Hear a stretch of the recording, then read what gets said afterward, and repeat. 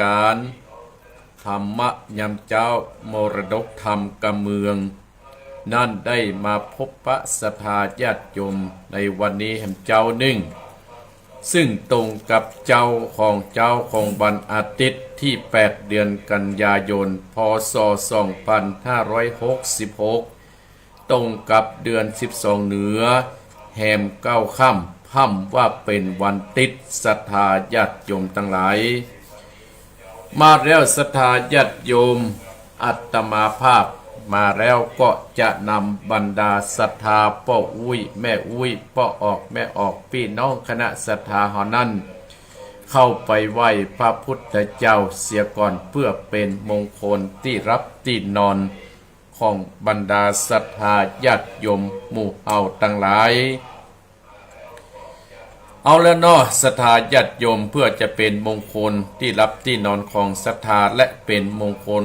เจ้าของสถานีวิทยุทุกสถานีที่รับเครือข่ายจากวัดปากตางเจริญไปณบัดนี้เอาละศรัทธาญาติโยมอัตมาภาพก็จะประฮือเสียเวลาแล้วเอาก้อยมาพบปะในสาระต่อไปเนาะเอาละเนอพ่ออุ้ยแม่อุ้ยพ่อออกแม่ออกอีพ่ออีแม่พี่น้องคณะศรัทธาญาติโยมท่านผู้ฟังของรายการมรดกธรรมกำเมืองธรรมะยำเจ้าได้เวลาแล้วเนอได้เวลาแล้วเอากับพระนอกับหนึ่งกับสองกับสามอะระหังสัมมาสัมพุทโธภะคะวาพุทธังภะคะวันตังอภิวาเทมิกาบสวะขาโตภะคะวะตาธัมโมธัมมังนามัสสามิกาบสุปฏิปันโนภะคะวะโตสาวกสังโฆสังฆังนะมามิกาบนะโมตัสสะภะคะวะโตอะระหะโตสัมมาสัมพุทธัสสะนะโมตัสสะภะคะวะโตอะระหะโตสัมมาสัมพุทธัสสะนะโมตัสสะภะคะวะโตอะระหะโตสัมมาสัมพุทธัสสะพุทธังสะดานังคัจฉามิธัมมังสะดานังคัจฉามิสังฆังสะดานังคัจฉามิตุติยัมปิพุทธังสรณังกัจจะเมตุติยัมปิธัมมังสะดานังกัจจะเมตุติยัมปิสังฆังสรณังกัจจะเมตติยัมปิพุทธังสะดานังสมิตติยัมปิธัมมังสะดานังกัจจะเมตติยัมปิสังฆังสะดานังกัจจะเมอิติปิโสภะคะวะอะระหังสัมมาสัมพุทโธมิจฉาจารณะสัมปันโนสุขโตโรกะเวโตอะโนตโตโปเตสัตตัมมัสสะหิสัตตาเทวะมนุสสะนังพุทโธภะคะวะเตสวะคะโตภะคะวะตาธัมโมสันติติโกอากาติโกเออิปัจจิโกอุปัฏนายิโกปัจจัตตังเวทิตาโพวินโยอิติโสปฏิปันโนภะคะวะโตสาสังโฆอุนโจมปฏิปันโนภะคะวะโตสาวกสังโฆญายะปฏิปันโนภะคะวะโตสาวกสังโฆสามิจิปฏิปันโนภะคะวะโตสาวกสังโฆยะติตังจัตตะเตโปเตสายุค กะนิอัตตาปุเดสะปุกะดาเอสะภะคะวะโตสะสังโฆอาอุดไดโยปะอุดไดโยตักขิดไดโยอัญจะเดกะราดิโยอนุตะลังบุญญาเกตังโลกัสสติสาธุสัตตุอะหังวันตะเมสินดัสสะอิติปิโสภะคะวะเอกวิสัตติปิตากุนังกะโกอารัตตะนาคุณปะปิตาสะเอจุงมาอยู่กำข้างขวาทวาสาอาตาคุณนางกาโกอารัตตนาคุณพระบรรดา12จุงมาอยู่กำทางซ้ายเอกุตนาติงสาขาโกอารัตตนาคุณพระประสบสาวเก่าจุงมาอยู่ทั่วสัตตะปังกายแห่งข้าพเจ้าสัพพัญญสัพพุทธกุฎนังกาโกอารัตตนาคุณพระพุทธเจ้า56จุงมาเป็นกำแพงเกี่ยว7จันมาแวดล้อมตนตัวเองข้าพเจ้าและท่านผู้ฟังและเจ้าของสถานีวิทยุกู้สถานีคือว่าพุทโธพุทธกำจัดข้อออกไปสัลลปัสสตุยัดได้เข้ามาไกลที่อยู่ที่อาศัยจุงตัวนี้หือปนโดยเตจากกุลแห่งพระพุทธเจ้าอัตตาติงสะธรรมกุณนางกะโกอาลัตตนากุณนาพระสัตธรรมเจ้า38จุงมาเป็นกำแพงแก้ว7จันแวดล้อมต้นตัวเองข้าพเจ้าและท่านผู้ฟังและเจ้าของสถานีวิทยุกู้สถานีธรรมโม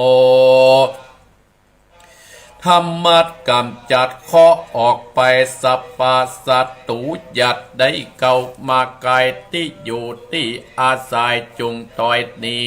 ปนด้วยเตจากกุลแห่งพระสัตตมเจ้า38สังคัสสะจุทัสสะเจวาข้าขออาลัตตนาคุณพระสังฆเจ้า14จุกมาเป็นกำแพงแก้ว7จรแวดล้อมตนตู้เองข้าพเจ้าและท่านผู้ฟังและเจ้าของสถานีวิทยุกู้สถานี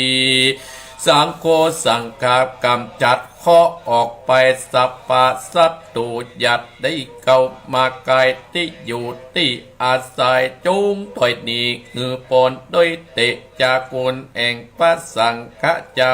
14ทิลัตตนังอาหังวันตับนิสิตดัสสะอิติปิโสภะคะวะจัตตะกุฎดังกาโคอาลัตตนาคุณเจ้าอาจารย์10ตาจุกมาอยู่ทั่วอาการ32อัตตกรรมมัตตนางกาโคอารัตถนาคุณพระกรรมมัตตันเจ้า18จุกมาเป็นติปปะมนสสดตวัตตสะอาโปคาโกอาลัตตนาคุณพระคงคา12เอกาวิสัตติโทตนิกุณนางกะโกอาลัตถนากุณปะทอละนิสาวเอสัตตวะโยกาโคอารัตตนาคุณลมเจ็ดสะเตโชกาโคอารัตตนาคุณไปอกนับมาเรียกว่าธาตุตั้งสี่บิดดินน้ำและลมไฟเนเป็นที่พึ่งแห่งสัพพสัตคาโคอารัตตนามากำจัด กำใจนาตะโดโมตะได้พุทธาสุดนายทาสุดนิยะทนอยู่ได้นะกะกุกาสะโตสัมภโวอุนตุจุงบังเกิดเป็ดนาคือว่าพระกฏนาคมเป็นอาโปทัดนามยิ่งตัวกะยาโมกะโดโกตะโมสัมภโวอุนตุจุงบังเกิดเป็นโมคือว่าพระกฏนาคมเป็นทัดลมหือสัสสะทั่วมังสะและโลมาพุทธกาโลกัสสะโปสัมปะวะอุนตุจุงบังเกิดเป็นพุทธคือว่ากัสสะโปเป็นเตโชทัดไฟลังลานสังหารเผาปั่นอาสอดลับพิษกัตติญาตั้งแต่เกศาลุมาตนากาศตันตาตะโยมังสามมะอาโดอาทิอาเจมิจังวะกังอัตตายังยักกัดตังกิโลมะกังปิอักกัง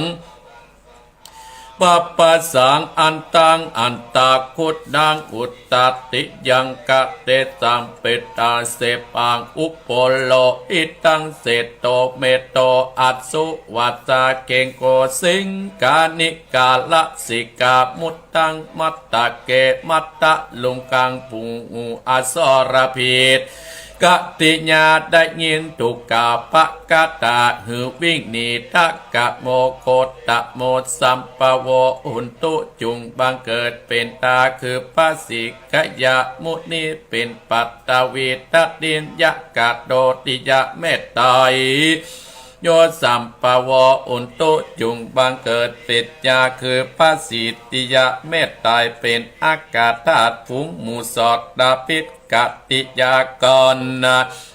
ได้ยินถูกกาพระกาตากอดทนจุบอดได้กาพุทธเจ้ากอดน้อมไว้ว่าคุณอากาศสิบศาสตร์คุณอาการสาวเอกคุณอักขระ33คุณนิสัยวาดคุณอัศวาสคุณปัสสาวาสคุณศีลอาศีล8คุณศีล10คุณศีล227คุณปัญญาคุณโสตาคุณสกิตากาคุณอาณาอันตาคุณมัคคีผลสีนับในปาหนึ่งเป็นเก้าดาบทางปฏิยัติตามเขาเป็น10คุณตาณสีตราเนกขมมะปัญญาวิติญาขันติสัจจาอาทิตตาตาเมตตาอุเบกขาเตวัติงสาปัตตมีสัมปันโนพุทโธอนันตติกุณโนวัตตโสภะกวาอันว่าคุณปัสสตาอนันตาติคุณจักปะมันมิตรได้จุมมุนตติปะมุนปะเจียนตั้ง84,000ปะตัมมาการทัเสียถึงไปในและไปนอกคุณพระฤาษีนาดอดคุณพระฤาษีนาได้คุณพระฤาษีตะงัวคุณพระฤาษีตะไปคุณพระฤาษีได้แสงโกดคุณบานทิดาโบ18คุณอันทรงวิชาคุณแห่งปาโปตตาเจ้าเตตายคุณปัสสายาตคุณปาบาทคุณปาตาตคุณปะมาอาโมกกลาคุณปัสสาติบุตรคุณพระมหาอุปปกูตคุณปาติงสาวกคุณบันทิตะสัมมาเนโกนามหากัญจนาเถนคุณที่12คุณพรหมวิหารตั้ง400,000 โกฏจักกวันคาโกลัตตัดนะบันดาลเผ่าปันอสอดตาพิกะจิญาสัตตูสะเสะทวดโลมาและอินทรีกะขออาลัตถนาคุณพระอาทิตมมา7คำปีคือสังวิตาปุกยาปากะโกอารัตตนาคุณนิกายตังอาติมาสังอังกูกะโกอารัตถนาคุณหะวินัยตังอาอัปปะมาจุปากะโคอาราตนาคุณสัตตัมตัง8จิตนาวาทสากะญากะโคอาราตนาคุณชัยยะคือมาห ธรรมาธรรมาอุตตาตานะกระโทจุงเป็นดาบกาเสกาเอตมันตาบัดนี้ข้าขออาราธนามาอยู่กลางสารบัดนี้ผู้ข้าจับฟันด้วยใต้สัตนาคมคือพุทธังตัสสะเม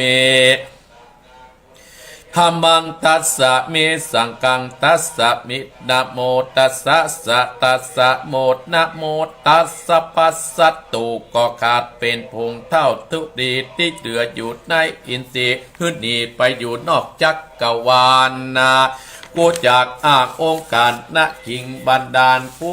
จักป่าปะหิมมาปานฝูงหมู่มารศัตรูก็ร้อนรนอยู่บัดใดบัดนี้กูจักปิดตะวันตังเก่ากูจักเล่าเป็นภักกถา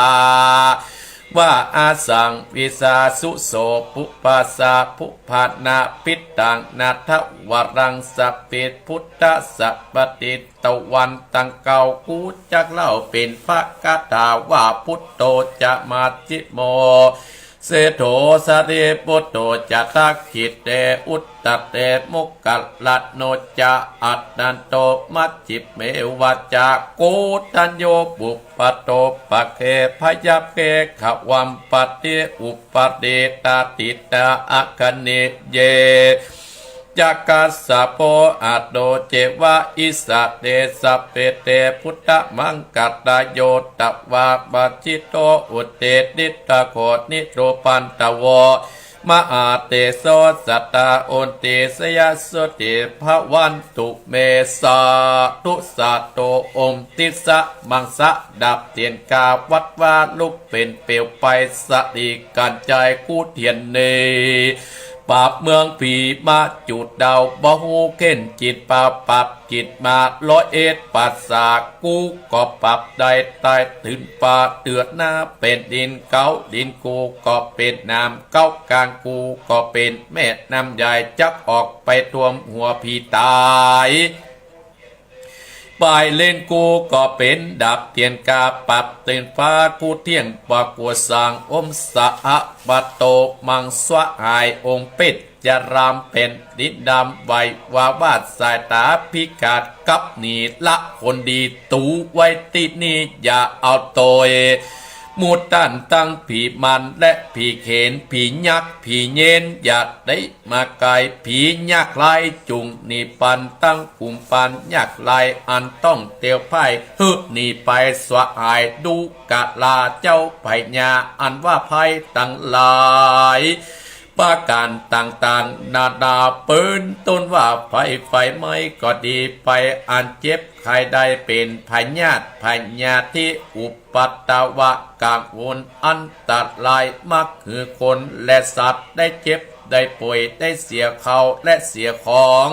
เสียเงินเสียทองจากภัยต่างหลายบัดนี้ตนตัวเองข้าพเจ้าอันเป็นลูกศิษย์พระพุทธเจ้าจักถูกจากตอนไปแล้วตั้งแต่นี้เป็นต้นไปขอหือเจ้าตั้งหลา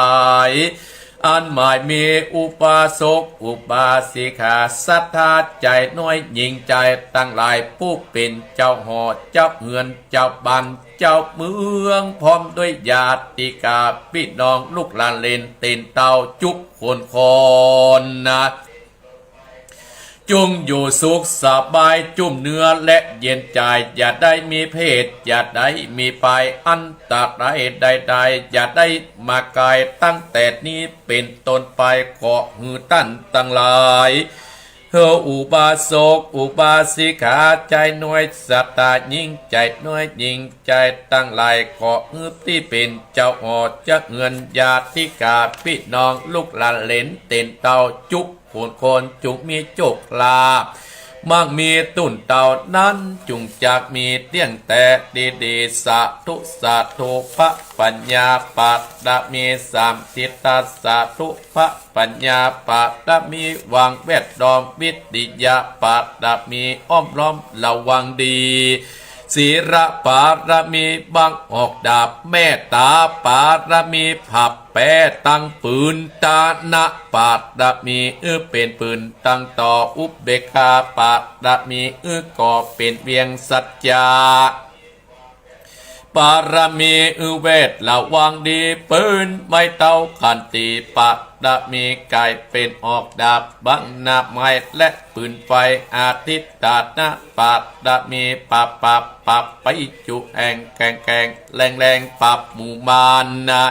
ผีสังไปเปตตุกตะเบดนางต่อดัดนี้อัศจรรย์เสือเหมือนปันอยู่กว้างน้ำนาตีกว้างต่อกว้างแตกตีฟองนาดนอกเป็นเกาตอกดอกไม้มาปูจาพระเกณฑ์ไตสตานพระพุทธังเล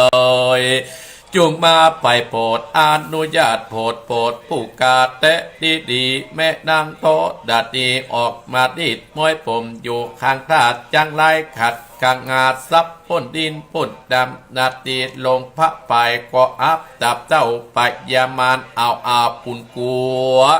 กับยกมือต้นหัวใส่กาผู้กัดนี้ชื่อว่าเป็นลูกศิษย์พระพุทธเจ้าโตนมีบุญสมปานอ่านมากพระพุทธเจ้าจริงตั้งพระปัญญาปะดะมิไว้กับจานตั้งไว้หน้าก็ได้เก่าจานตั้งไว้ตั้งหลังก็ได้เก่าจานตั้งแต่หัวตื่นก็ได้เก่าจานตั้งแต่ตีนตึกหัวก็ได้เก่าจานเสร็จว่าลูกปืนจักมาเสมอหมื่นปนเสร็จก็ชักบอกมาก็ได้ข้าไปเจ้าก็เลยได้ไว้ว่าพุทธกุดดังธรรมะกุดดังสังฆกุดดังพุทธอินตาธรรมะอินตาสังฆอินตาสะเมโทดะนี้ผู้อยู่เดือดน้ำอยู่กำแผ่นดินกานะหารเนกเกิดเติงถึงกุลพระปิตากุลพระบรรดากุลอุบาอาจารย์กุลปะแก้วเจ้าตั้งสามประการคือกุลปะพุทธังกุลปะตัมมังกุลพระสังฆังกุลแดดกุลฝนกุลน้ำกุลดมกุลกุราชเจ้ากอดดีกุลป่าเจ้าตนเป้าวัดดากอดดีกุลนางอุตตรากอดดีกุลพระปัจเจเจ้ากอดดีกุลแม่ทอดดันีเจ้ากอดดีจงมารักษากำนาและกำหลังยังตนตัวเองข้าพเจ้าและท่านผู้ฟังชุกคนและเจ้าของสถานีกู้สถานีในวันนี้ยามนี้แต่ดีแดเตอพุทโธพุทธังรักษาธัมโมธัมมังรักษาสังโฆสังฆังรักษาพุทโธพุทธังอะระหังธัมโมธัมมังอะระหังสังโฆสังฆังอะระหังพุทโธพุทธังกัตนาธัมโมธัมมังกัตนาสังโฆสังฆังกัตนาพุทโธโปกธัมมังปิสังขังเมตอายุวันโนสุขังพระลังเอาระศรัทธาญาติโยมบรรดาพ่ออุ้ยแม่อุ้ยพ่อออกแม่ออกพี่น้องคณะศรัทธาญาติโยมท่านผู้ฟังตั้งหลายทุกท่านทุกคนบอกว่าพ่ออุ้ยพ่อแก้วแม่แก้วพ่อทำแม่ทำใจน้อยยิงใจตั้งหลายท่านผู้ฟังของอัตมาภาพตุเจ้าวัดหนองเหียงอัตมาภาพก็ขอขอบพระคุณมายังศรัทธาญาติโยมท่านผู้ฟังทุกท่านทุกคนที่ได้บริจาคเป็นก้าที่ดินที่อัตมาภาพได้ขยายที่ดินที่หน้าซุ้มประตูด้านตั้งหลายเพื่อเอาเป็นที่จอดรถจอดรางศรัทธาญาติโยมทั้งหลายอัตมาภาพขอขอบพระคุณศรัทธาญาติโยมท่านผู้ฟังของอัตมาภาพตุเจ้าวัดหนองเฮียงรายการมรดกธรรมกำเมืองธรรมะยำเจ้าของวันอาทิตย์ทุกติดศรัทธาญาติโยมขอบคุณพี่น้องเจ้าเมืองฝางตยขอบคุณพี่น้องเจ้าชัยประการตยขอบคุณพี่น้องคณะศรัทธาอำเภอแม่ริมพดถึงตัวเมืองเชียงใหม่โดยสเก็ตพดถึงอำเภอสระปีพดถึงจังหวัดลำปูนบ้านโฮงลงลีตลอดถึงจอมตองฮอดโดยหล่อเสมิงที่ได้บริจาคอำเภอแม่วางตยสัมปตองตยที่ได้บริจาคที่ดินให้อัตมาภาพบัดนี้อัตมาภาพขอปิดรับการบริจาคแล้วเนอสตาญาติโยมดังสถานีวิทยุอัตมาภาพได้ประกาศให้สตาญาติโยมตั้งแต่ติดก่อนแล้วสตาญาติโยม อัตมาภาพก็จัดตานแล้วเนอสตาญาติโยมอีป้ออีแม่ต้านผู้ฟังตั้งหลายต่างบ้านจังหวัดเชียงรายอำเภอเวียงปะเป้าเนอแม่จีดลาพันก็ดีแม่เทียมจันทร์ก็ดีแม่สุดาก็ดีหลายคู่หลายคนที่ได้ฝากให้ฝากพร้อมอัตมาภาพวันที่12พฤศจิกายนเนอวันที่12พฤศจิกายนอัตมาภาพจะได้ตานที่ดินพร้อมตานหลายอย่างที่อัตมาภาพได้กึศได้สร้างไว้วันที่12พฤศจิกายนเนอสถาญาติโยมอัตมาภาพจะได้เต้นฮืออีป้ออีแม่ตั้งแต่อำเภอฝางเนี่ยอำเภอฝางนี่ก็มีเจ้าภาพหลายคนนะสถาญาติโยมแม่จงดีก็ดีเป็นสะพานบุญแม่บัวพัดบุญลั่นเนี่ยหลายคนเนาะสถาญาติโยมจำกันนักขนาดนะจำพอได้มาตั้งบ้านต้นซ่านแม่บัวพัดเขาและก็มาอำเภอชัยประการแม่สีทอนแม่เสาวรักษ์เนี่ยหลายคนสถาญาติโยมพดมาตั้งอำเภอแม่ริมนี่ก็แม่ป้อนน้อป้อนอ้ายแม่น้อยแม่พิมพ์แม่พาโอ้หลายคนสถาญาติโยมตั้งโดยสเก็ตนี่ก็นักโดยสเก็ตที่เห็นจัดหลายโอ้ญาติโยมที่เพิ่นมาหาอัตมาภาพพดมาตั้งหลับพุนก็มีลงลีหลับพุนฮอดจำตองนี่ก็จัดหลายโดยหลอกก็จัดนักโดยสเก็ตก็จัดหลายสถาญาติโยมอันนี้ก็ขอบคุณสถาญาติโยมวันที่12พฤศจิกายนอาตมาภาพจัดตานที่ดินแล้วตอนเจ้านั่นก็กินข้าวงายแล้วสถาญาติโยมทำบุญตั้งแต่เมื่อเจ้ายันถึงแม่แรงบุญนะสถาญาติโยมเมื่อคืนนี้ก็เป็นงานลื่นเริงของพี่น้องชาวบ้านกินข้าวงายแล้ว9 โมงครึ่งก็จะสืบจัตตาสถาญาติโยมสืบจัตตาเฮือกับแม่สุกแก้วเประปัญกัญญาหรือว่าแม่สาเประกัญญาคือได้บริจาคที่ดินสมทบที่ดินเป็นองค์กฐินให้จำนวนเงิน 50,000 บาทอนุโมทนาท่านทั้งหลายก็มาร่วมบุญร่วมกุศลกับแม่สุกแก้วหรือแม่สาเประกัญญาบ้านดงหานาคพร้อมโดยพี่น้องคณะสถาต้านผู้ฟังบ้านดงหานาคสถาญาติโยมกินข้าวงายแล้ว9 โมงครึ่งอาตมาภาพจะได้สิบจัตตาเวลาสักแต่บ่ายโมงเป็นต้นไปก็ท่านสถาญาติโยมก็จะเริ่มมารวมตัวกันสถาญาติโยมจะเริ่มมารวมตัวกันแล้วสถาญาติโยมเริ่มมารวมตัวจะตั้งองค์กฐินตอดเวลา4 โมงสถาญาติโยมตอดเวลา4 โมงแล้วเขาก็จะกินข้าวกินน้ำกันสถาญาติโยมอันนี้ก็เจิญสถาญาติโยมอีป้ออีแม่ต้านผู้ฟังของอัตมาภาพตุเจ้าวัดหนองเฮียงพระครูวรธรรมนาถหรือว่าพระครูสมศักดิ์อัคธรรมโมเจ้าเก่าสถาญาติโยมอัตมาภาพขอบคุณสถาญาติโยมเนอโอ้ตี 5แล้วสถาญาติโยมตี 5แล้วภัยบรรลุก็ลุกไล่แล้วเนอตื่นได้แล้วตื่นได้แล้วภัยบรรลุก็ลุกได้แล้วภัยบรรตื่นก็ตื่นได้แล้วเนอสถาญาติโยมตื่นเจ้าได้กินผักตั้งเก้าอย่าตื่นสายได้กินผักตั้งตื่นเจ้าได้กินผักตั้งปลายตื่นควายได้กินผักตั้งเก้าคนใดตื่นควายจังปลาลูกเป็นขี้โคมขี้ข้าเป็นหนี้เป็นศีลเพื่อว่าวะ เพราะว่าหาตื่นควายมาบัดต้านเหตุการณ์สตาญาติโยมบอกว่าตุ๊กบอกว่าพระว่าพี่น้องชาวบ้านบอกว่าภัยกระตามถ้าตื่นควายนี่บัดต้านเปิดต้านตะไลเปิดแจกของเจ้าทำมาตื่นควายถ้าไปกาดซ้ำยิ่งกับท่านตะไลไปซื้อขี้เหอะที่เปิ้นเลือกแล้วถ้าหาตื่นเจ้าได้เปรียบนะสถาญาติโยมได้ยินได้ฟังได้หูได้หันอย่างศรัทธาญาติโยมบรรดาอีป้ออีแม่พี่น้องคณะสตาต้านผู้ฟังของอัตมาภาพบางคนว่าท่านพระครูยังบัดสวดขอควายน้อยเอาทั้งตี 5ไปไม่อุ้ยกับลูกแล้วก็โอ้ตามใจอันบอกใครได้เนื้อศรัทธาญาติโยม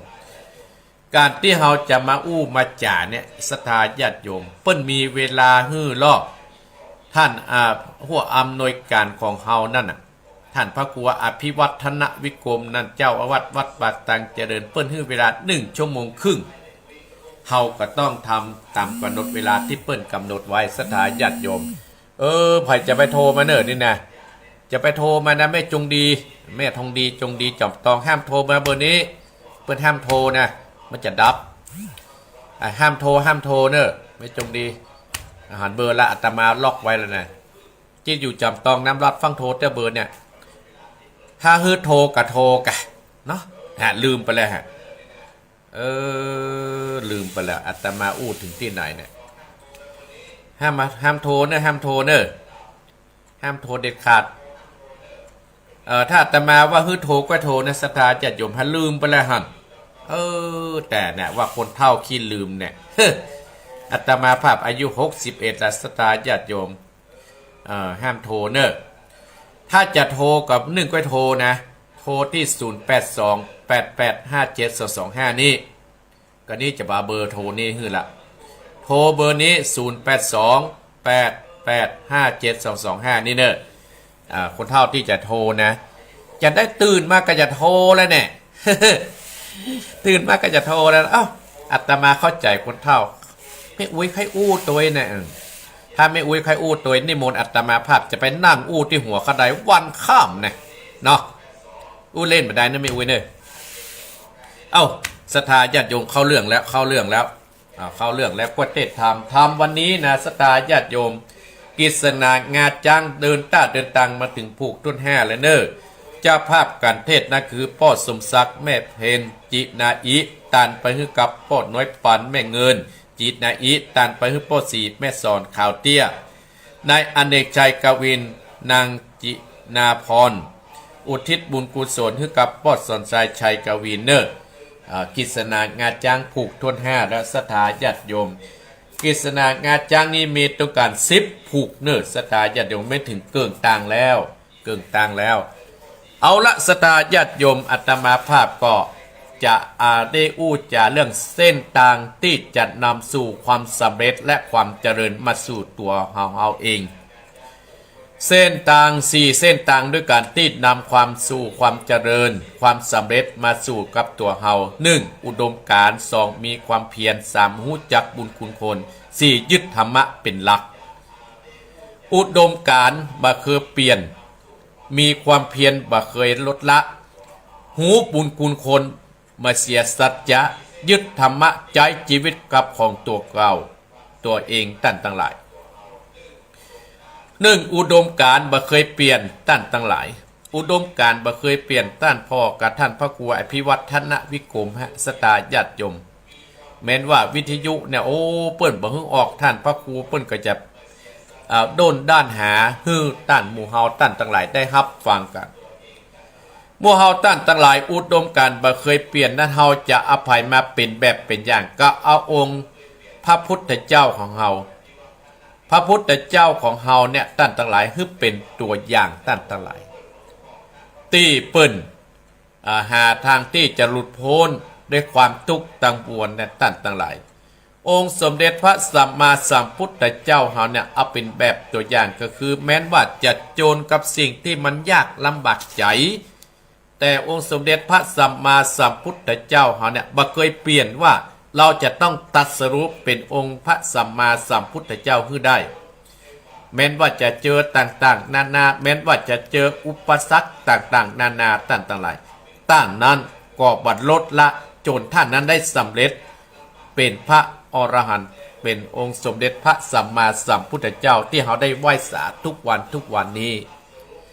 เปิ้นเมื่อได้ตรัสรู้เป็นองค์สมเด็จพระสัมมาสัมพุทธเจ้าเปิ้นก็เอาความที่เปิ้นได้ห้ำได้เฮียนได้ทดลองมาตั้งทั้งหลาย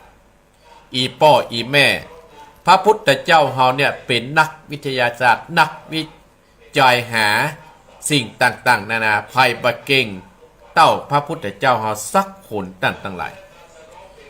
เนี่ยหมู่เฮาตั้งทั้งหลายลงสังเกตว่าอุดมการณ์เปิ้นบ่เคยเปลี่ยนอย่างศรัทธาญาติโยมว่าอุดมการณ์แม้นว่าเฮาฟังวิทยุแล้วอาจจะเจอปัญหาต่างๆนานาเนี่ยเฮาก็บ่ลดละเหมือนกับเฮาจะพัฒนาบ้านพัฒนาวัดวาอาราม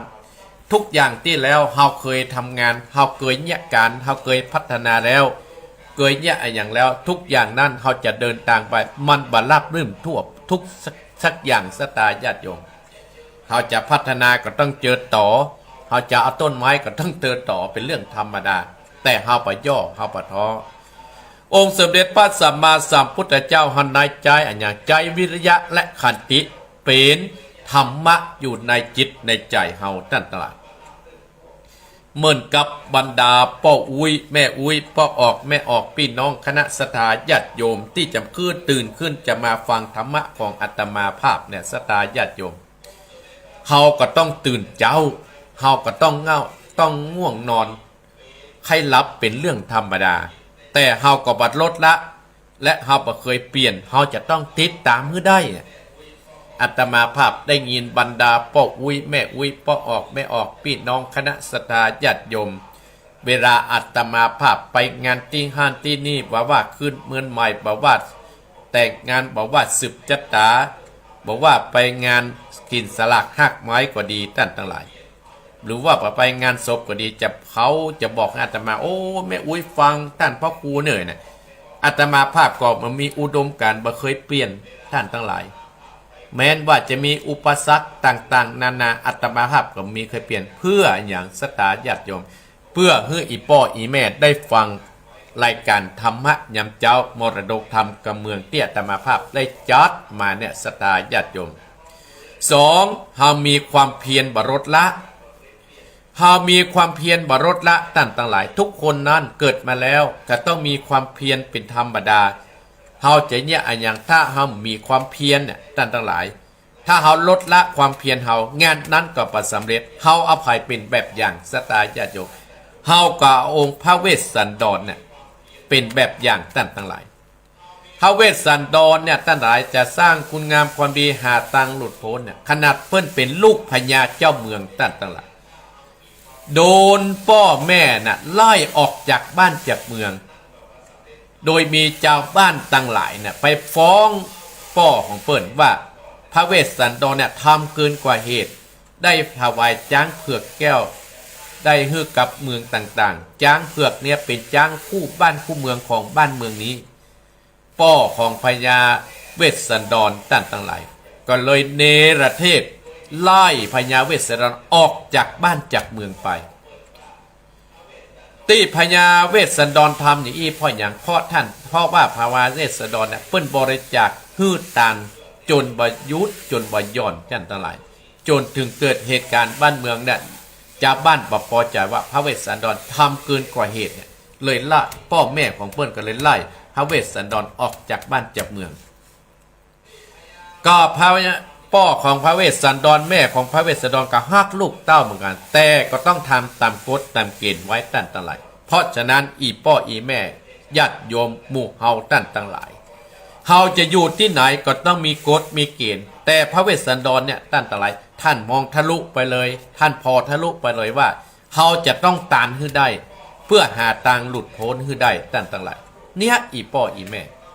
พระเวสสันดรเฮาใจความเพียรบรรลุละเตวออกจากบ้านจะเปลืองมีพญาอินเตวดาแถลงตัวมักขอมลูกเปิ้นเห็นมักขอเมียเปิ้นกระตันไปตั้งแต่หลายโจรเปิ้นน่ะได้สำเร็จว่าการได้สำเร็จแล้วท่านเปิ้นบ่เคยลดละท่านทั้งหลายเปิ้นก็ได้สำเร็จโดยความบรรลุละด้วยความเพียรเนี่ยเฮาเพราะฉะนั้นเฮาจะเนี่ยอันอย่างกระตามเฮาจะทำอันอย่างกระตามตั้งแต่หลายเฮาต้องเอาพระเวสสันดรฮะเป็นแบบเป็นอย่างเนี่ยเฮาต้องมีครูเป็นแบบเป็นอย่างเพราะฉะนั้นเปิ้นถึงมีครูอย่างศรัทธาญาติโยมเพราะฉะนั้นเปิ้นอย่างต้องมีโรงเรียนเฮาก็ต้องไปห้ามเรียนมาภายจะหูจักต้องปอดต้องแม่มาได้สักคนตั้งตลาดเพราะฉะนั้นเป็นโอกาสทองของบรรดาศรัทธาท่านผู้ฟังของอาตมาภาพแล้วที่ได้ตื่นขึ้นมาเนี่ยเฮาบรรลุละเป็นตุเป็นพระกับบรรลุละศรัทธาญาติโยมจะต้องตื่นเจ้าเนี่ยจะต้องเคาะระฆังจะต้องทำวัดสวดมนต์เนี่ยมันมีหน้าที่ของไปของมันแล้วท่านทั้งหลายเพราะว่าชีวิตของเฮามันบ่สามารถที่จะหยุดเวลาได้เมื่อเวลาหยุดบ่ได้เฮาก็ต้องเดินตามเวลามันท่านทั้งหลาย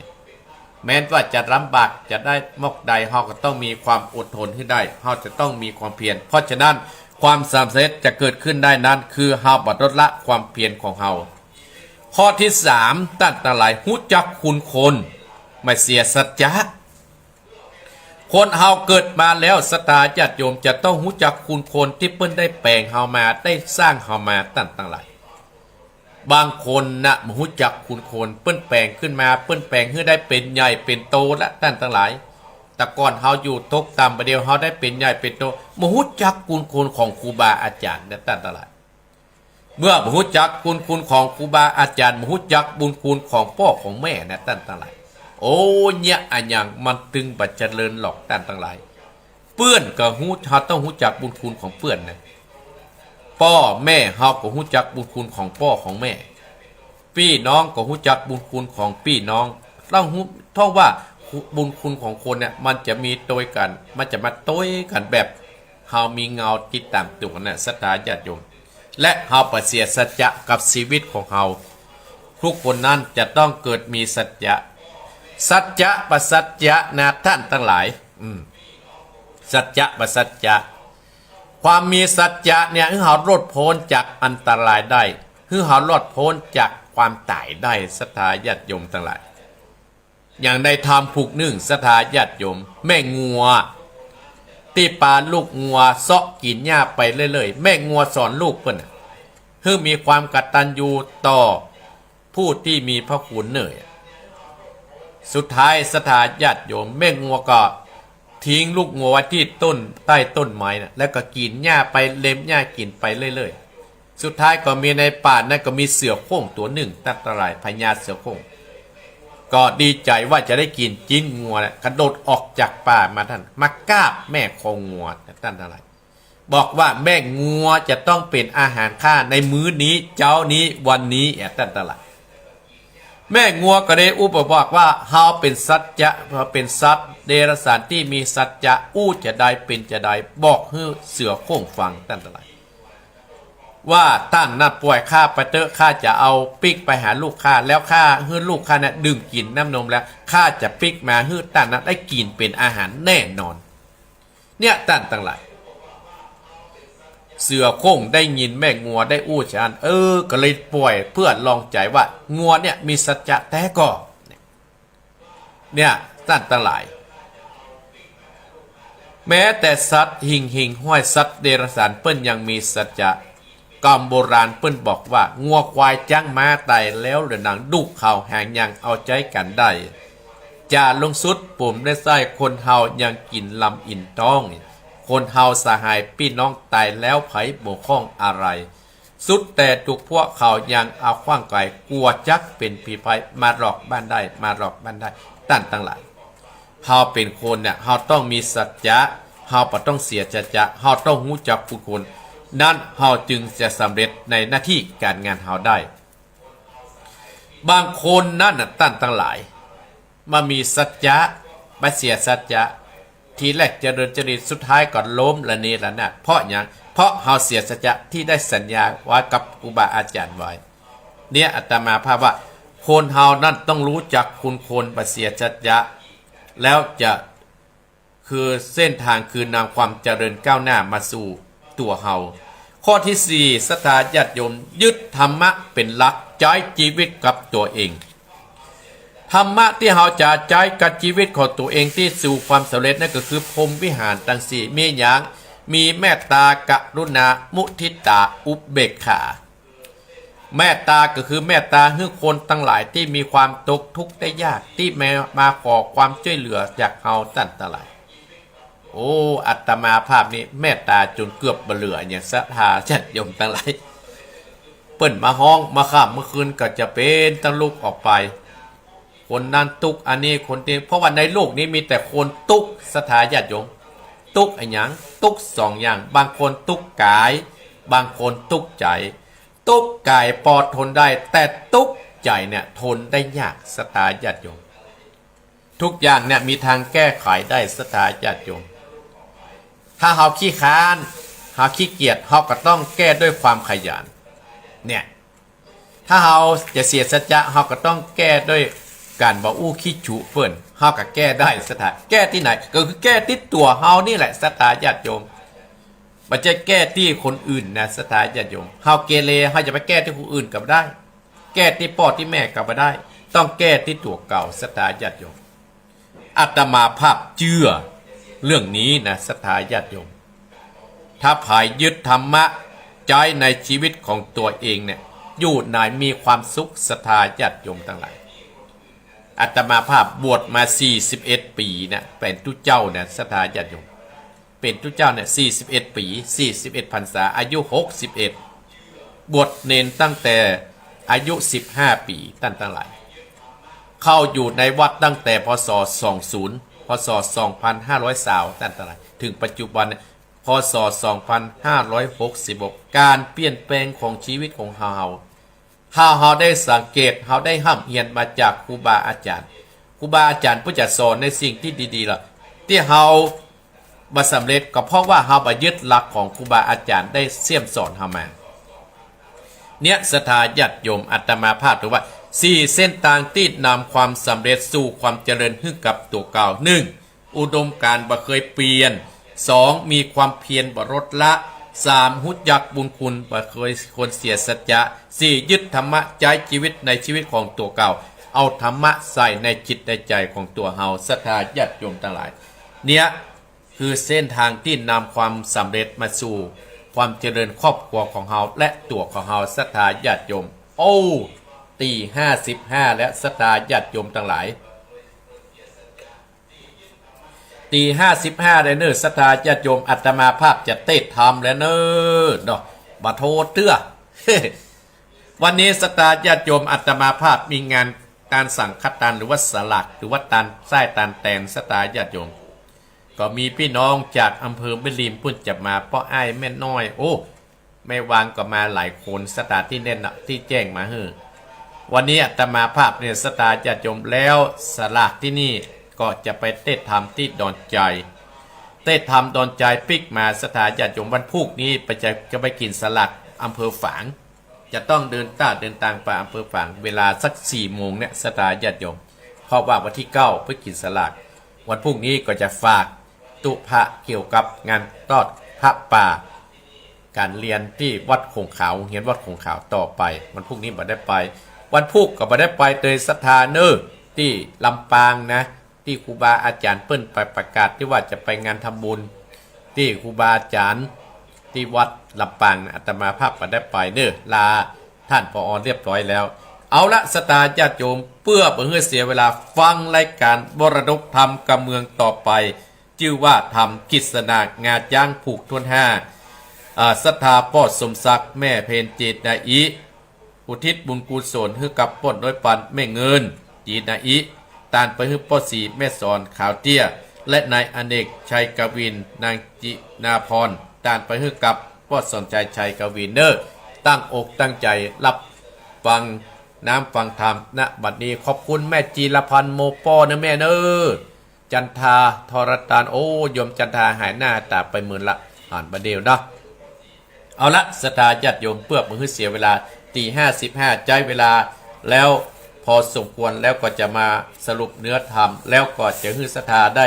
ด้อุดจัดต่อไปจดเบอร์ไว้เนอ0828857225 0828857225แม่อุ้ยว่าโอ้ท่านพ่อครูว่าเวยไปอ่ะเอา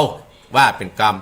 0828857225เอาแห่งกรรม0828857225เอาฟังธรรมต่อไปยุบพินหอมมาดาโยมพิพินโยมสมศรีเนออนุโมทนาเตยเอ้าปัวอาจารย์รัตนธรรมได้ละกิษณางาจังจะขึ้นแล้วเนอเอาไว้ทำเนอลักยาวเลยนะศรัทธาญาติโยมบ่ได้อู้กันศรัทธา3ติดเลยกันเนาะก็บ่ได้อู้กันศรัทธา3ติดก็คือตึงหาศรัทธากู้คนเนอเอาตั้งอกตั้งใจฟังธรรมเนอ นะโมตัสสะภะคะวะโตอะระหะโตสัมมาสัมพุทธัสสะ ลำดับธรรมเทศนามาถึงนางกิษณางาจังผูกดวนอานิทานยังบอกไปแจ้งพระจริงแต่งเทศนาว่าภิกขเวดุราฮิกุตั้งหลายตะโตปัตตยาติดันจังตั้งหลายมวลมากอันใดลาสะแวงอาจตั้งกินกบปาการไม้ยังกล้วยอ้อยอาหารมากนาดนามาตะวายแก่ปัญญาจังเผือกเจ้าฮึดได้เลือกกินตามเปิงใจจังตั้งหลายมวลหมู่กอบปาการแวดอยู่เป็นปะดิวันลัดติดยันกันบาดจังนันใส่ปะพุ่งขึ้นมาปัญญาจังก็มีวาจาก่าวต่อยวะหมู่จังตั้งหลายโหนโตดดุลาเปื้อนตั้งหลายเอ่ยมวลหมู่อันบ้าอยู่เป็นปะดิวันคิดจากการอันประเสริฐก็บางเกิดแก่ตัวเอาบัดนี้ก็มีความ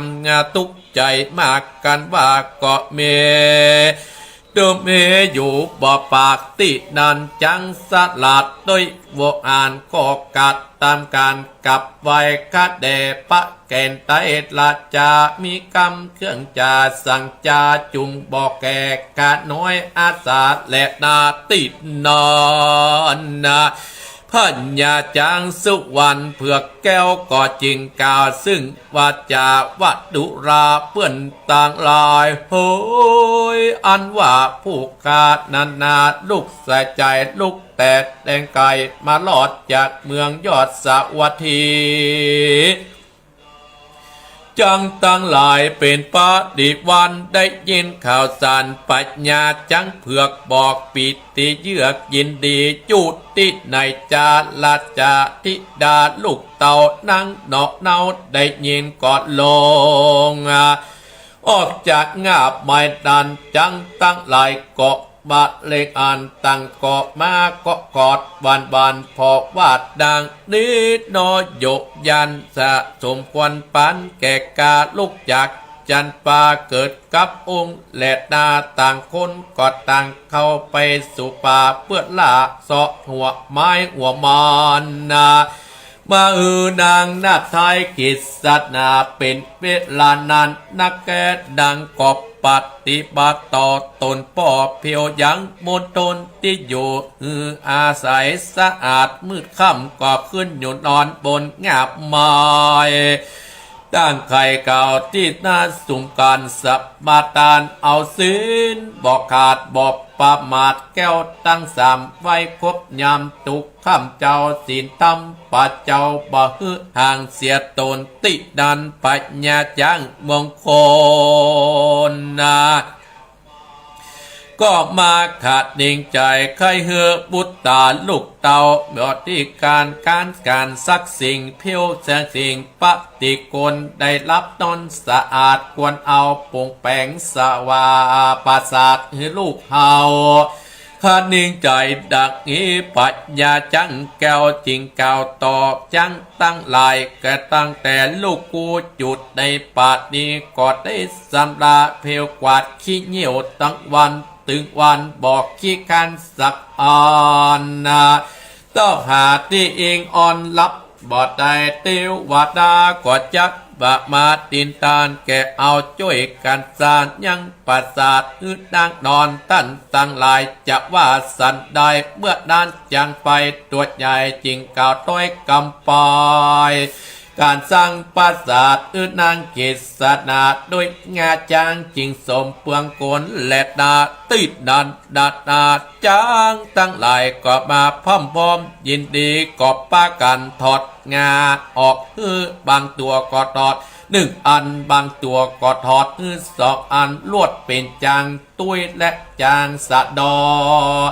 ตั้งหลายและอันตินันปัญญาจังเผือกแก้วจึงเอางาตั้งหลายมากกอกไว้ส่วนตนแก้วเกาะมาตั้งสัจจะอธิษฐานวัดเทวตาโยดูลาหมู่เทวดาเจ้าตั้งหลา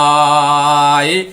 อยู่ตัววิมานปมตั้งปัญญาโยมคุณนาปรมัยไอส่วนตั้งหลายจุงประกาศมามวลหมู่ตั้งนาอยู่ดาฟังยังสัจจะเองกาเตอคณิจักได้เป็นสาวกอัตละอันตาไปนาบอกกาดขอเทวดาเจ้าตั้งหลา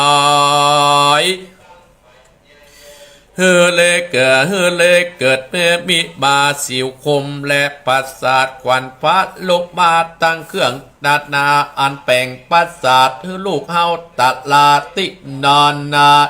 สิวและควันเล็กกอดมาพร้อมปอมสมกรรมกรรมปัตตนาติดานปันตุกรรมศิลาอาจอันเป็นติปของปัญญาอินตาติดาดกอบมาอ่อนกาดังแข่งนิดละมิตรตะแหลงเป็นเอตมาดังโลกโจมโปติตาสังปะอิมมาตันปัญญาจังสุวรรณแป่งปัสสาทเกตนางนาดยอดเกศสัตนาจึงเสด็จลงมาเล็บอาเพศเป็นพามเป่าเท่าชวกไม่เต่าเข้ามาหาปัญญาจังใหญ่กลางตาตั้งกล่าวว่าดุลาเจ้าตนพิเศษอันสร้างโด่งดันเป็นตัวปอนเหลือว่ายังคอยอยู่สำราญหรือตาสัตนาดาได้เถื่อนลัดสะสีเพื่อนเสือบมีจังบอกมากัดตามไอ้แก่เจ้าอันสร้างสมปานจะเลือตั้งแต่ตอนมาปัญญาจังตุนพิเศษกล่าวต่อยต่ออินตาวาดูลาเจ้าตนยศโยตาทิพย์โสดตดอันกายส่วนกาดนี้อยู่ตรงไปต่อกวักกวางค่อยอยู่สร้างยินดีเสือบมีแลดจางแบ่งปอกให้บอกคบตนงูสิงโซนก็บอกมากายเขาบอกกัดตามไอชีวิตจอดลวดกัดตามไอสัตว์ในป่าเขาก็บอกมาลาคบเป็ดอันตรายกูอ่านสวดสดีติดันปัญญาอินตาก็มีว่าจากกล่าวต่อยว่าเจ้าจากสร้างอันใดจะปัญญาจางก็ว่าข้าจักสร้างปราสาทให้ลูกข้าบุตรีอันลูกจากเมืองสาวัตถีมาเทศและตาบัดเนื้อก็การสร้างปราสาทของนางก็เป็นอันที่เรียบร้อยแล้วก็อันเจิดนางกิษณาขึ้นสู่ปราสาทของนางกิษณานี่มันปัตตาเพราะว่ามีเสาตนเดียวปัดนี้โพธิสัตว์โตจะกล่าวถึงโพธิสัตว์เจ้าชื่อว่านันทเสนอันเกิดมาสร้างสมปานวิจัดนาไปบัดนี้จะฟังอติเดกะเลล่วงปนไปวัดดานสวดว่าเจ้านันทเสนกุมารนอตนประเสริฐอังบังเกิดปัตละเมเทวะบุตโตสวดอันว่าเทวะโบเทวดาอันอาสาปัตตุไมหิมมาปานกอกมาเล็กอ่านนางกิษดาผู้ประเสริฐอันเกิดเป็นลูกจางบอกมีไปอาจอ้างเตรียมตนนะ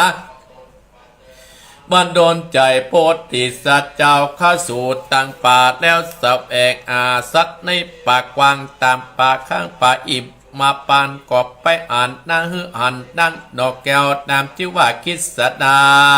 แล้วก็ลวดลาพระปิตาตนพ่อไปหน้าเจียนจาคเดพระปัญญาเป็นเจ้าขาลูกเต่าขอไปอยู่เอวป่าดงกวางเพื่อไปพอจ้างและสัตว์ต่างๆนานาขอปดเจ้าจงปล่อยให้ลูกเต่าไปกะลาดินันพระปิตาตนพ่อจึงไว้นารอดเจียนจาด้วยกำอ่อนอมมืนน้ำอ้อยสุนน้ำตาลใจเจยบานจินจอยก็มีอันแหลดนาเนติต่างเจญาสั่งบรรณาตาชื่อว่ากิษณางะจังผูกตนอาเกาะบังคมสมเลสเดชเอาละศรัทธาญาติโยมบรรดาพ่อวีแม่วีพ่อออกแม่ออกพี่น้องคณะศรัทธาญาติโยมทั้งหลายตีห้าเกิ่งและศรัทธาญาติโยมจัดรายการบโฆษณาเปิด ลากยาวมาตั้งหลายกิษณางาจ้างเดินต้าเดินตางมาถึงผูกท่วนห้าสถาญาติโยมพญาจ้างเผือกแก้วก็ถือเป็นหัวหน้าจ้างอยู่ในป่าหิมพานต์ตั้งแต่นางกิษณาจากเมืองสาวัตถีโดยมหาป้อเปิ้นที่เป็นพญาจ้างที่อยู่ในป่าหิมพานต์ตั้งหลาย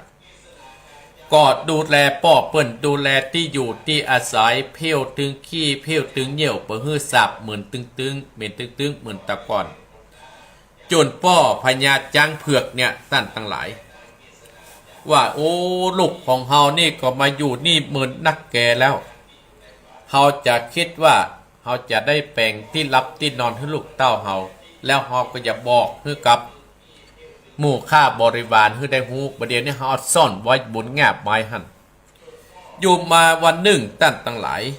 พญาจ้างเผือกแก้วนี่ก็ได้มาอู้จาให้หมู่จ้างตั้งหลายที่จะออกไปเซาะอาหารกันกินเมื่อเจ้านั้นก็เลยเล่าตั้งหลายว่าประเด็นนี้นะเฮาเนี่ยมีลูกเฮาลูกจากเมืองสาวัตถีมาตัวเฮาอยู่นี่มูนแล้วที่ท่านตั้งหันว่าแหล่งของข้าที่นอนของข้าสะอาดเพราะฝีมือของลูกสาวเฮาเนอหมู่จังบดดีวันตั้งหลายกระถามป้อพญาจังเผือกแก้วว่าไม่น้อยลูกสาวท่านโอ้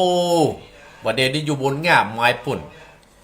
นางกิษณาตั้งหลายได้ยินได้ฟังอันว่าเปิ้นฮู้แล้วว่าเฮาอยู่ที่นั่นว่าป้อเปิ้นได้บอกว่ามีลูกสาวมันก็เลยออกจากง่าไม้นั้นมาตัดพงไม้นั้นมาหมู่จังตั้งหลายหันโอ้ตั้งดีอกดีใจว่าโอ้แม่นางคนนี้บ่แจ้คนธรรมดาแล้วเนอะอาจจะเป็นเทวดาก็ได้เกณฑ์พระอินทร์ก็ได้ถ้าแรงเป็นเป็ดเกิดมาเนี่ยตั้งดีอกดีใจดูแลห่อแล้วดีอกดีใจกับป้ากันหมู่จังผงตั้งหลายกับป้ากันไปเหาะหาผลละไม้หักไม้ที่เป็นกินของมนุษย์มาฮื้อจนสุดท้ายท่านทั้งหลายพญาจังเผือกแก้วก็ได้บอกว่าโอ้ประเดี๋ยวนี้ท่านทั้งหลายจะว่าจะได้ลูกเฮานอนอยู่ในพงไม้เนี่ยมาหลายปีหลายเดือนแล้วนะเฮาจะแปลงปัสสาวะให้กับลูกเฮาเนี่ยมีพญาจังไฟนะเป็นหัวหน้ากันว่าโอ้ท่านพญาท่านหัวหน้าดีละกะที่เฮาจะแปลงให้เนี่ยแต่เฮาจะต้องแปลงปัสสาวะให้นางนี่ด้วยงาจางเนยจางหมู่ตั้งหลายอยู่ในหันป้าก่อนทอดงาให้บางคนก็ทอดให้อันบางคนก็ทอดให้2 อันโดยจางเป็นจางเสร็จดอกไปอย่างนั้นหลายทอดงาจางพญาจ้างเผือกก็เลยเอางาจ้างนะมาจุ่มนุ่มมากองร่วมกันแล้วก็บอกให้หมู่เทวดาที่อยู่เบื้องโบสถ์ฟังตั้งหลายคือว่าคือเป็นอย่างนั้นคือเป็นอย่างนี้กึดเอาตั้งหลายจนสุดท้ายนะตั้งหลายมีพญาอินทร์ที่อยู่เบื้องบนนะก็เลยเป็นได้แทงตัวเป็นคนเท่ากันเลยมาถามตั้งๆหน้าเนี่ยคือว่ามันจะแปลงประสาทให้ลูกข้าเนี่ยสุดท้ายประสาทลูกของนางกิษณานั้นสำเร็จประสาทของนางนี่แปลกเนี่ยตั้งหลายทั่วไปก็จะมีเสาและต้นแต่ประสาทของนางนี้เนี่ยงามมีเสาต้นเดียวมันมีข้าดอยต่างหากเนาะมันมีข้าดอยเวลานางจะลงเนี่ยนางจะขึ้นนางก็ตั้งสัจจะอธิษฐานเอาตั้งหลายนางอยู่ไปประสาทปุ่นโจรได้อยู่ในป่าหิมพานต์นานนักแก่อันนี้จะกล่าวถึงโพธิสัตว์เจ้าแห่งจัดหนึ่งตั้งหลายโพธิสัตว์เจ้านี้ชื่อว่านันทเสนมีพญาเมืองแห่งชื่อว่า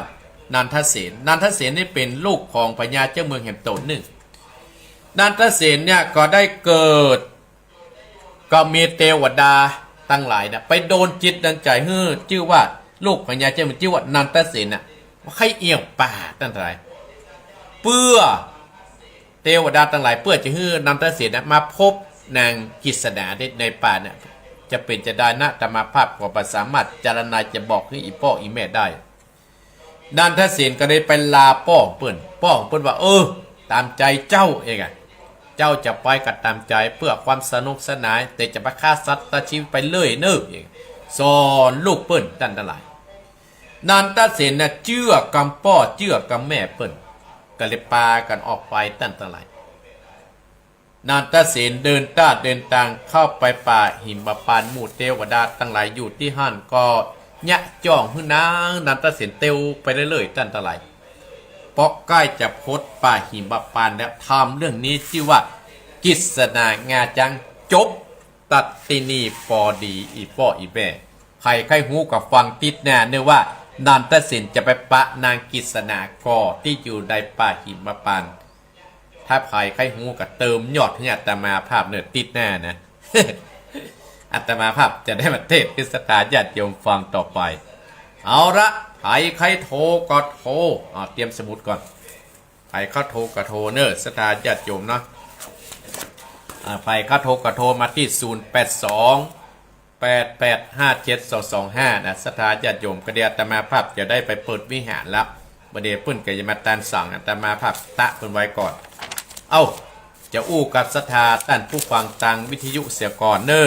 มาแล้วฮะแสดงว่านั่งอยู่ฮะเนาะเอาไผไปใส่แรกเจริญปอนแม่ยางแม่ปานีว่าจะได้วันนี้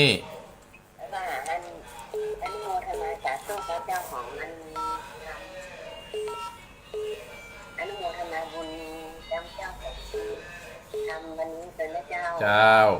ยินดีเนี่ยฟังชัดเจนฟังตั้งแต่กี่โมงแม่ปานีฟังตั้งแต่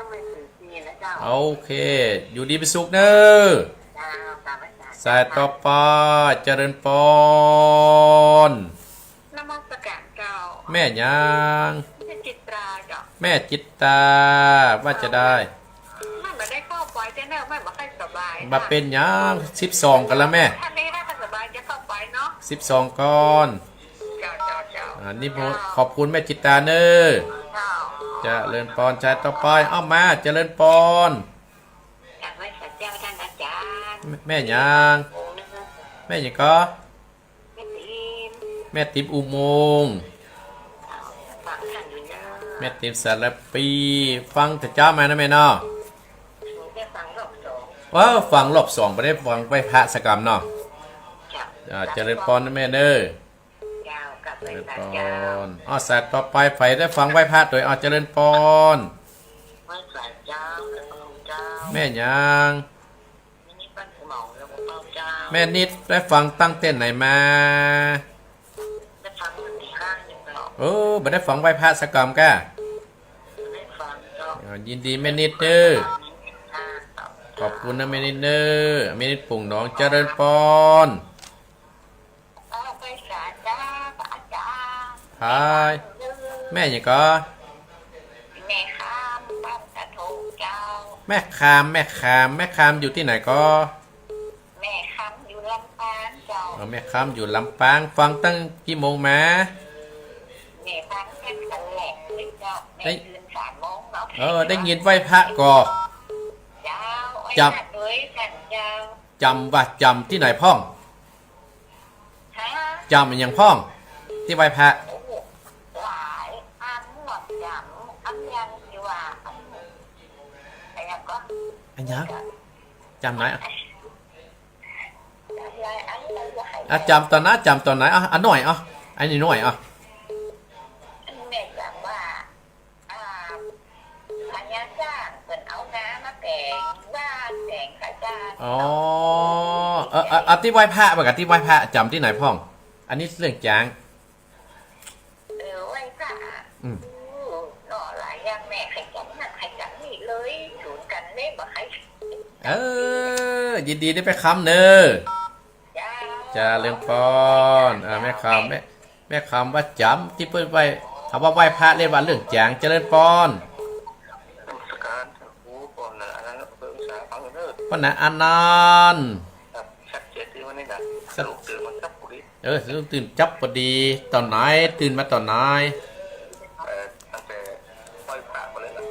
ปนะอนันต์จำตอนนะเราลองถามหน่อยจำหน่อย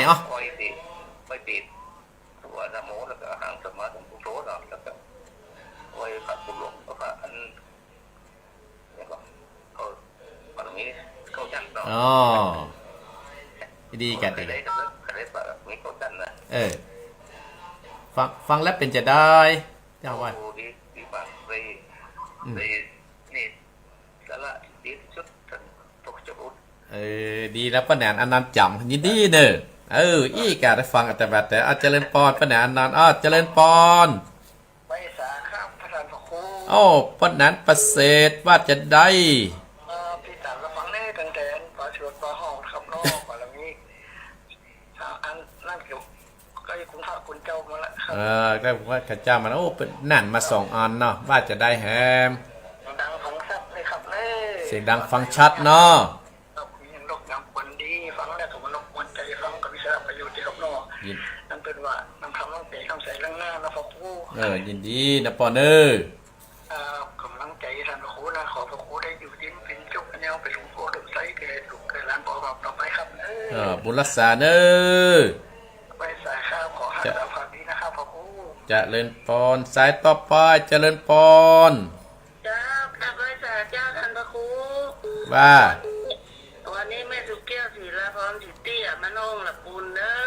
วันนี้แม่สุเกี้ยวตื่นขวายไปน้อยนึงได้ฟังคำตอนตายได้ฟังคำได้กำกับได้เปิดฉายเนี่ยเจ้ายินดีเนอเจ้าวันนี้นี่ยอมรับเลยเด้อเจ้าเด้อยินดีแม่เนอเจ้าแกะไฟจ่าเด้อสัตว์ตู้เจ้า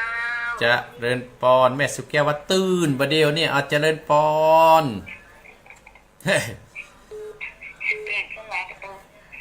ฮะตื่นนี่แม่ยังแม่ดวงดีแม่ดวงดีตื่นขึ้นมาโทรเลยเนาะแล้วจำที่ไหนพ่อแม่ดวงดีน้ำรัดจำไหนมันลืมแหละได้กระโทรเนาะ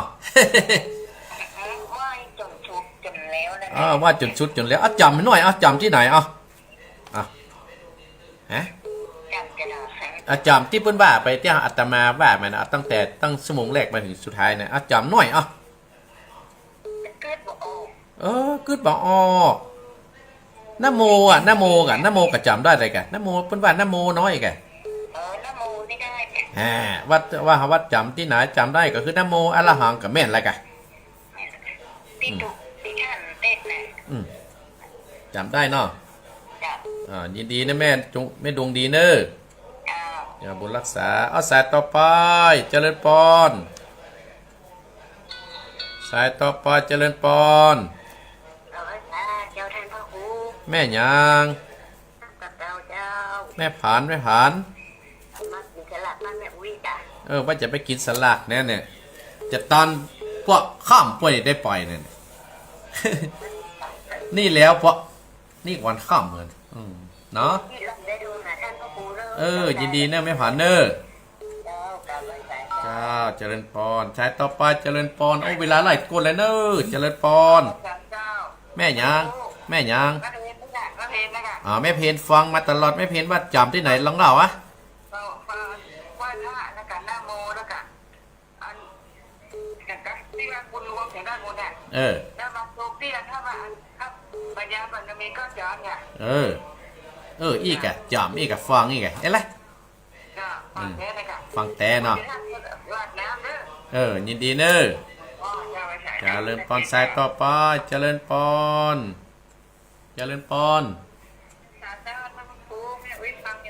แม่วิอินแม่วิฟังกี่โมง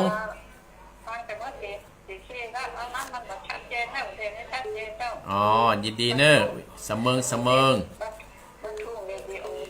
บัดเสมิงยินดีเนอะเจริญปอนสายต่อไปเจริญปอนเอาไว้บุยแม่บัวคำแม่พัดกันเนี่ยต้นสั้นแม่บัวพัดต้นสั้นจำก็อีกนี่ฟังแต่เราไม่พัดเลยเนี่ยจำเนาะม่วนเนาะ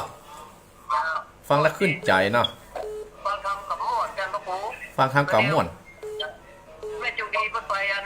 นี่เขาโปพวกคนเห็นมาวันที่22คนอยู่ยินดีเนอะแม่เนอะ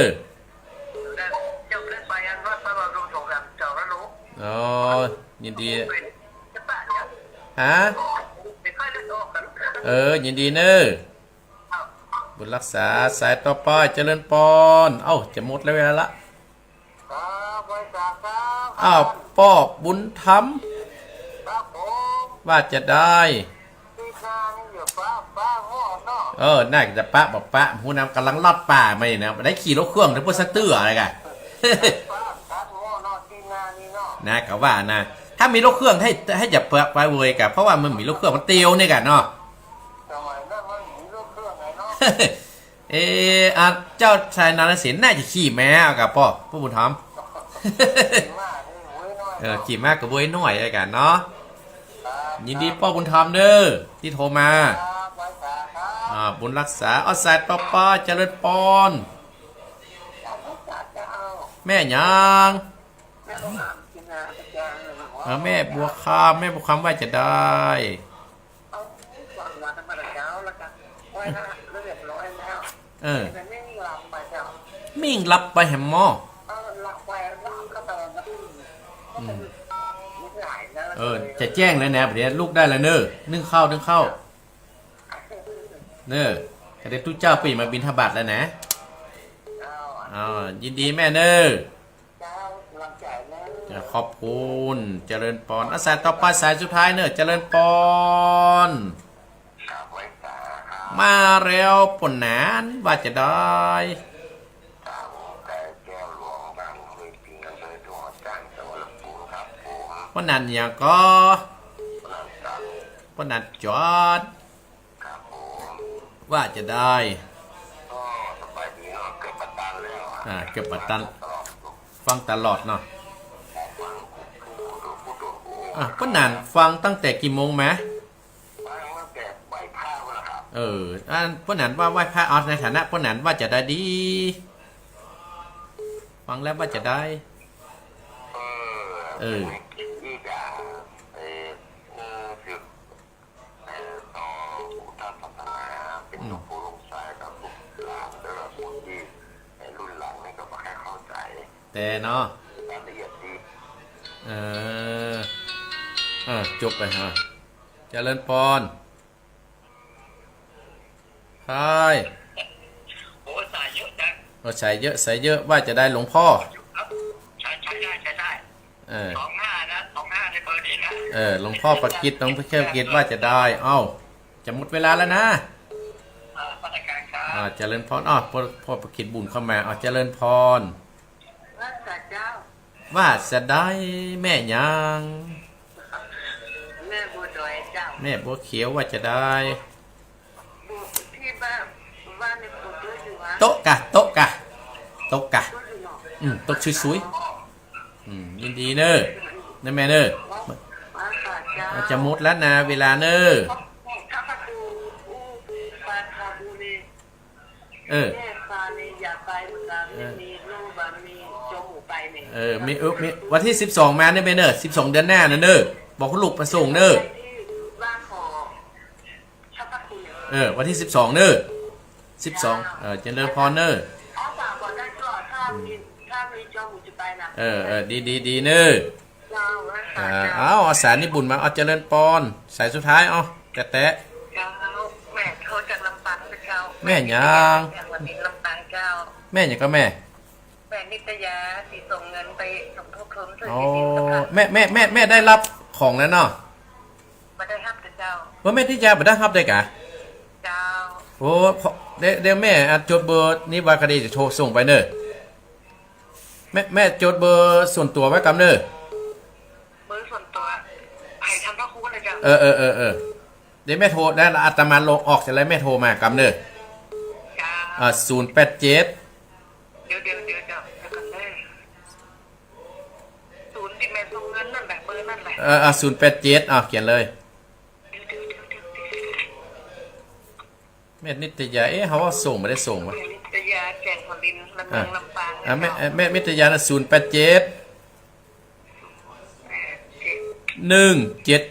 ดี๋ยว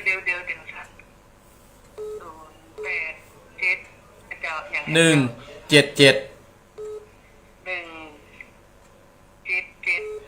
44 44 69 69 แม่ทวนเนอร์087 เจ้า 177 หกเก้า 79ที่ไหนกันเลย หกเก้า 69 แล้วอาตมาจบแล้วแม่ก็โทรมาเนอะก็อาตมาออกรายการกันเนอะถ้าว่าอาตมาปั่นปอนเรียบร้อยแม่โทรมาเนอะ เป็นกำลังใจกันเด้อ ถ้าอาตมาปั่นปอนแล้วแม่โทรมาเนอะจบแล้วแม่โทรมาเจริญปอนหมดบุญไม่หรอเจริญปอนแม่ยัง แม่สีอะไร แม่ศรีวิไลโดยสะเก็ด ได้ฟังตั้งแต่เจ้านะเจ้า ยิน บุญกันตาแต้ในบัดของวัดน้ำนอก แม่ม่วนดีเนาะม่วนอกม่วนใจเนาะ เจ้ามั่นใจแต่แม่ก็ได้เรียนตัวอย่างเนี่ยบารมีเก้าจันเนาะ แต่กะ โอ้บุญแต่ ยินดีแม่เนอะ เจ้ามีการอ่านพระครูคนตื่นดิวอย่าติดติดยาวสอนยาวเนาะธรรมะธรรมโมเจ้า มัน7 วันมาเตื้องจะเปิดต้นลากยาวแม่เนาะ เจ้าดีแต่แม่ดีใจแต่ ยินดีเนอะ7 วันอาตมาจะมาเตื้องแม่จำวันติดนะแม่เนอะ เจ้าแม่ติ้งติดตามตลอดเจ้าบุญรักษาแต่นี่นะ เจริญพรนะแม่เนอะ อยากได้เห็นกุยอย่างธรรมะธรรมโมเนาะ เจริญพรนะแม่เนาะ สาธุสาธุ บุญรักษาหมดเวลานั้นโทรไปได้แล้วเด็กก็โทรกำเนอศรัทธาญาติโยมเนาะเด็กก็โทรมาหาเนออาตมาภาพหมดเวลาแล้วศรัทธาญาติหมดเวลาแล้วศรัทธาญาติโยมเพราะฉะนั้นอาตมาภาพก็จะได้นำรายการมรดกธรรมกับเมืองธรรมะยำเจ้าจบลงก่อนเนาะศรัทธาญาติโยมเนาะขออนุโมทนากับศรัทธาแม่ปานีฝางแม่จิตราดงป่าไหวแม่วิติมอุโมงค์สารปีแม่นิดบุงน้องแม่คำดำปางป้อนนันอนันต์น่านป้อนนันประเสริฐจังหวัดน่านแม่สุกแก้วสีเตี้ยแม่ดวงดีน้ำรัดแม่พันธุ์ถ้ำตับเตาแม่เพนข่าวเตี้ยแม่อินสมึงแม่ฮัดโทนซานป้อบุญธรรมปุ่งน้องแม่บัวคำต้าจ้างป้อนนาจันหลับปูนหลวงป้อประกิตและก็แม่โบเขียวบนดอยแม่นิตยาลำปางเนอแม่สีแม่สีไลโดยสเก็ตแม่นิตยาได้โทรมาเนอหลังจากอาตมาภาพออกรายการเลยเนาะอาตมาภาพก็ว่าส่งไปแล้วเนี่ยสุมาเถอะเนอนุโมทนาสาธุเถอะเนาะบุญใดกุศลใดที่บรรดาศรัทธาญาติโยมได้ร่วมกินร่วมทานภัยมาได้ของเตี้ยอาตมาส่งไปก็โทรมาที่เบอร์นี้ได้เนอแม่บุพัดกัวรานคงได้รับรัต้นซ่านที่เพิ่นหอมมาเนาะอันนี้อนุโมทนาสาธุเนอเอาละศรัทธาญาติโยมก็จะได้นำรายการมรดกธรรมกับเมืองธรรมะยำเจ้าลาจากศรัทธาญาติโยมก็ได้จะไปจัดสถานที่ตานสังฆทานวันนี้อยู่ศรัทธาญาติโยมตานสังฆทานอยู่เนอก็เพราะว่าอาตมาภาพตานสังฆทานวันนี้หลังจากตานสังฆทานแล้วจะไปเต้นทำดอนจอยแล้วก็จะไปฝากต่อไปกินสลากวันพุกเนาะให้ได้ออกวัดค่ำวันนี้บ่ได้อยู่วัดเนอศรัทธาญาติโยมกินสลากปุ๊บจะต้องไปหั่นเป็นเพราะว่าได้รับนิมนต์จากเปิ่นเขาก็จะเป็นต้องไปเนาะเอาละศรัทธาญาติโยมตรวจน้ำเนอตรวจน้ำขอศรัทธาญาติโยมจงมีแต่ความสุขความเจริญกันคู่คนเนอยะถาวะติวะหาปุราปริปุเรนติสาคารังเอวะเมวะอิโตทินังเปตานังอุปกัปปติอิจิตังปฏิตังตุมหังขีปะเมวัจมิจันตุสเพปุเรนตุสังกปาจันโตปนะดาโสยตามณิโสติดาโสยตาสัพพิติโยวิวัสสันตุสัพพะโรโควินาสันตุมาเตมตรายโยสุขีติขายุโกภวะอภิวาทนะสีติสะนิจังอุตตาปจายโนจัตตารโอตมาวัตตันติอายุวันโนสุขังปะลัง